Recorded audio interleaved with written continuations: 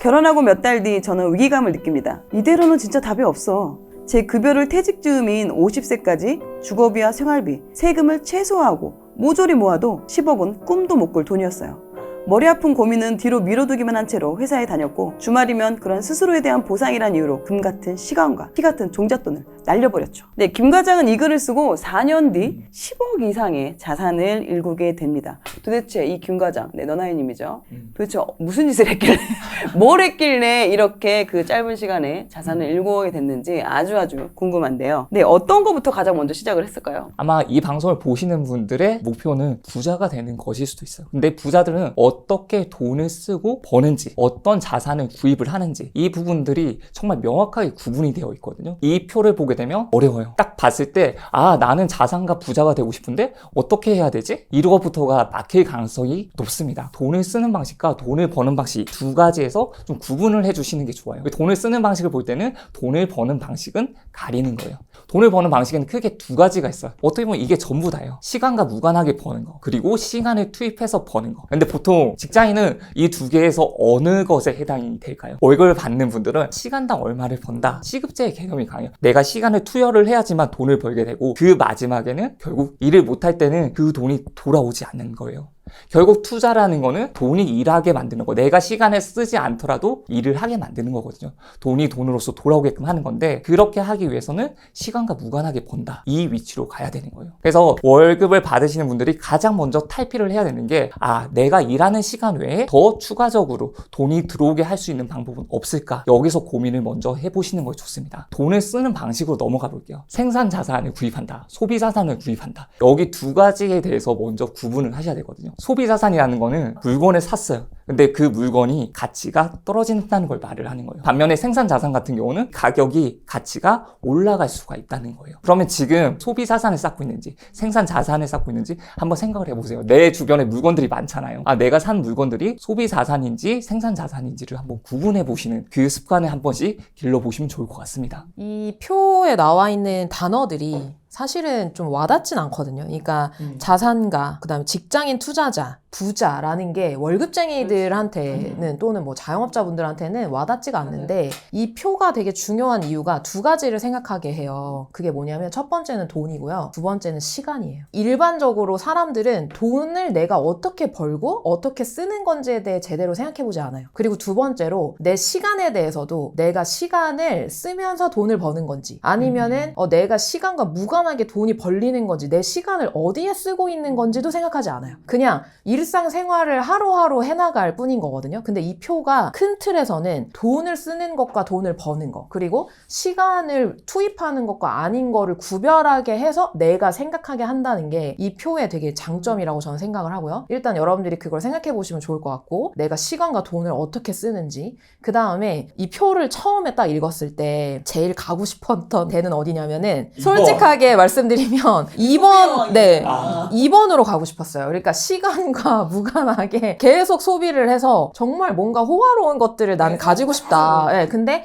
여기서 제가 제 자신을 돌아보는 것도 잘하니까, 그럼 나는 연예인이나 아니면은 막 저작권을 가지고 있는 작가 뭐 이런 게 될 수 있을까? 라고 생각을 해보니까 또 안 되는 거예요. 다시 태어나야 된다는 생각이 드는 거예요. 그래서 2번은 내가 할 수 없는 거다. 그러면 내가 지금 있는 공간이, 곳이, 내가 발 딛고 서 있는 데가 4번이라고 한다면 내가 바로 자산가나 부자는 될 수 없겠지만 3번으로 넘어가려고 하는 게 되게 중요하구나라는 거를 첫 번째 깨달았어요. 그 다음에 두 번째는 뭐냐면, 이 생산자산이랑 소비자산이 이게 말이 되게 어려운데, 제가 이 표에서 제가 이렇게 딱 배웠던 건 뭐냐면은, 돈을 써가지고 내가 가지게 되는 이 물건이나 자산이 나한테 돈을 벌어다 주는 거냐, 아니면 그냥 돈이 나가고 마는 거냐 라는 거에 대한 마인드가 제 안에 생겼어요. 그래서 진짜 그 다음부터는 내가 돈을 쓸 때 이 돈을 씀으로 인해서 나오는 이 물건이 내가 생산 자산을 사는데 도움이 되냐 안 되냐를 생각하기 시작했거든요. 예를 들면 뭐냐면, 제가 만약에 식기세척기를 사려고 해요. 그러면 이 식기세척기는 저의 설거지하는 시간을 줄여주는 거거든요.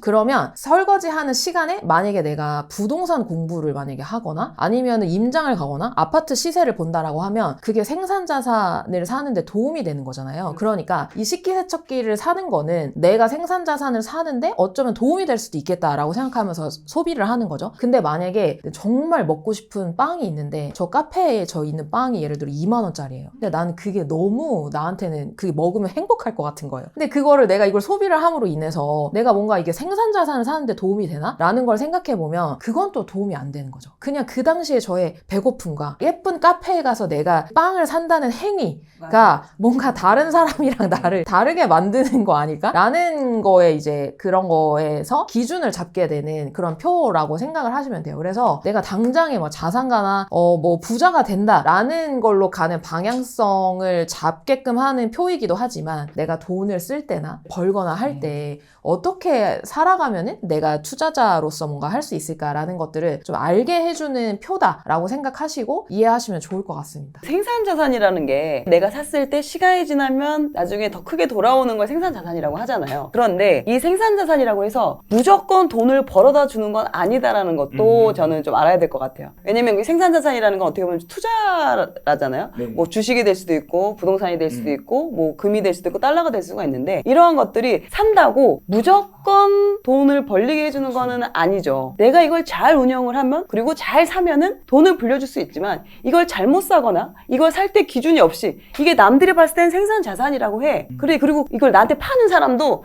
이거는 생산자산이에요. 이런 거 오피스텔 분양 하나 딱 받아보세요. 따박따박 월급 들어와가지고 이게 얼마나 좋은지 몰라요. 이런 걸 사야지. 월세 낼 게 아니라 이런단 말이에요. 그럼 생산자산이죠. 이렇게 얘기하니까 그렇구나. 그래 그럼 나는 노후 준비나 부자가 되기 위해서 이 생산자산을 구입해야 돼서 뭐 분양을 뭐 이렇게 오피스텔 받는다던가 아니면 그래 호텔에 놀러 갈 게 아니라 호텔에 놀러 오는 사람 돈을 받아야지. 이러면서 분양형 호텔을 사서 자산이라고 생각하고 취득을 한다거나 이런 것들은 그러니까 잘못 사면 내가 정말 그거에 대한 기준이 없고 그거에 대해서 제대로 된 판단할 수 있는 능력이 없는 상황에서 이 생산자산이라는 걸 잘못 사면은 돈을 잃게 만드는 경우들이 있다라는 거. 그래서 이 생산자산을 사는 것 자체에도 여러분이 기준을 잡아야 되고 그리고 그 생산자산을 잘 사기 위해서 공부가 필요하고 내 실력이 필요하다라는 거를 그래서 이제 그런 실력들을 키우는 게 또 이제 여기서 이제 그런 방법들 어떻게 공부해야 되고 이런 방법들이 이제 또 이제 너나이님이 소개를 해주는데 이 부분도 여러분이 또 아셔야 된다는 걸 좀 얘기를 해드리고 싶었습니다. 방송을 보시는 많은 분들이 처음에는 4번에서 분명 시작할 거예요. 아, 내가 지금 월급으로 돈을 모아가지고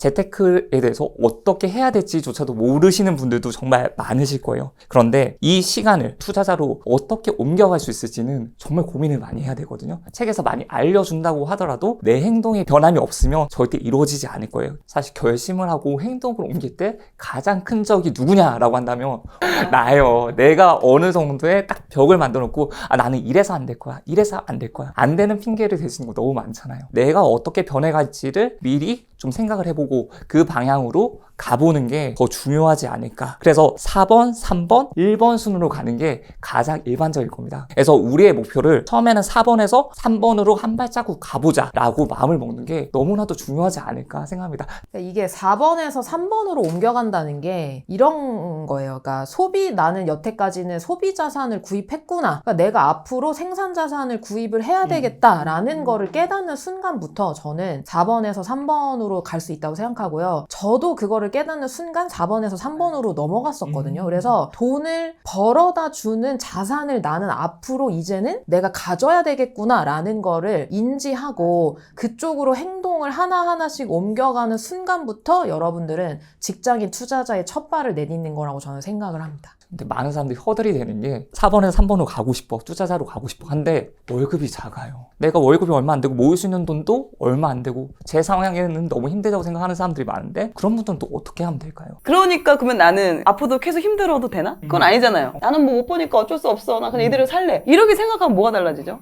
의미가 없잖아요. 네. 그럼에도 불구하고 그래 그럼 지금 그래 인정은 하죠. 그래 내가 소득이 너무 적고 그러면은 내가 그러면 이 소득을 좀 높일 수 있는 방법은 없을까? 뭔가 그럼 부업이라도 좀 해봐야 되나? 승진 자산이 어려울까? 부업이 어려울까? 막 이런 고민들을 해보는 필요가 있는 거죠. 왜냐면 이제 이 소득이 내 한계야 라고 생각을 하고 여기에서 내가 하려고 하니까 방법들이 생각이 안 나는데 이거를 이 캐파를 올리려고 하는 생각도 한번 고민을 해볼 필요가 있다는 거죠. 내가 맞아요. 적게 모으고 있고 내가 모은 돈이 많지 않아. 그러면은 내가 쓰는 게 많아서 적게 모으는 건지 아니면 버는 것 자체가 작아서 적게 모으는 건지를 판단을 해보고 그럼 어떤 부분을 내가 좀 더 올려야 되는지를 생각을 해볼 수가 있겠죠. 왜냐면 일단 종잣돈이라는 게 필요하니까.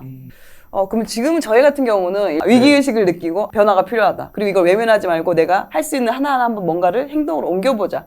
그렇게 시작이 돼서 지금은 이제 직장인 투자자로 활동을 하고 있는데 만약에 그때 당시에 항상 같이 외면을 했더라면 저희 같은 경우는 9년이라는 시간이 지났잖아요. 그때 투자 시작하지 않고 그대로 왔다고 한다면 어떨까요? 제가 진짜 잘했다고 생각하는 것 중에 하나가 투자를 시작했던 거였거든요. 근데 투자를 많이 안 했다라고 한다면 사실 저의 지금의 모습은 제가 회사 다닐 때 부장님의 모습 또는 차장님의 모습 정도가 비슷하지 않을까. 거기서 크게 벗어나지는 않을 것 같아요. 근데 지금 투자를 했기 때문에 지금의 제 모습은 그때 당시로서는 전혀 생각지도 못한 부분들이 많아요. 안 했으면 어떨까가 아니라 무조건 했어야 되는 상황에서 안 했으면 문제가 되는 거였던 것 같아요. 그 문제를 인지한 데까지는 너무나도 시간이 많이 걸리고 그리고 그렇게 주변에 말을 해주시는 분들이 없어요. 저도 회사를 다니면서 저한테 누군가가 너 재테크 해야 돼, 너 투자 공부해야 돼 이런 걸 이야기해 준 사람들이 단 한 명도 없었어요. 노후 준비는 셀프다. 회사는 나를 책임져 주지 않는다는 말이 사실일 수가 있는 거예요. 그렇기 때문에 이 문제에 대해서 자각을 하고 행동을 옮겨야 돼요.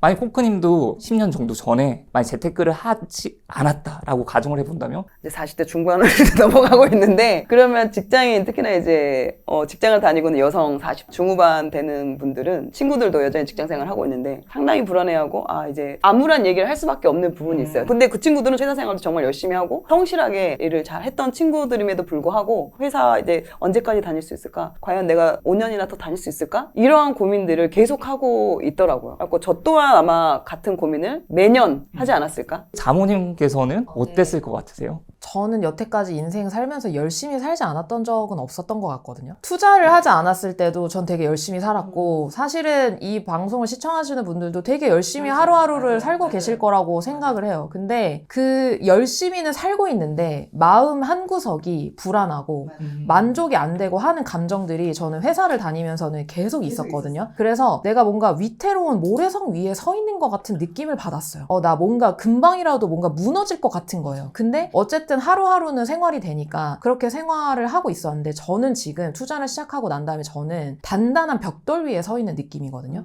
그래서 제 노후 대비를 저는 어쨌든 투자를 통해서 완성을 했기 때문에 나는 단단한 벽돌 위에서 제 미래 그리고 제 가족의 미래를 좀 더 희망적으로 그려볼 수 있는 것 같아요. 그래서 지금 뭔가 할까 말까 고민을 하시거나 아니면은 좀 회사가 너무 바빠가지고 시작을 못 하시는 분들이 계시다면 정말로 열심히 살고 계시는 분들이라면 사실 투자 또한 열심의 그 노력이 빛을 발하는 영역인 거거든요. 정말 왜냐면 저희가 그렇게 해왔기 때문에 그래서 그런 마음을 가지고 좀 시작해보시면 좋을 것 같아요.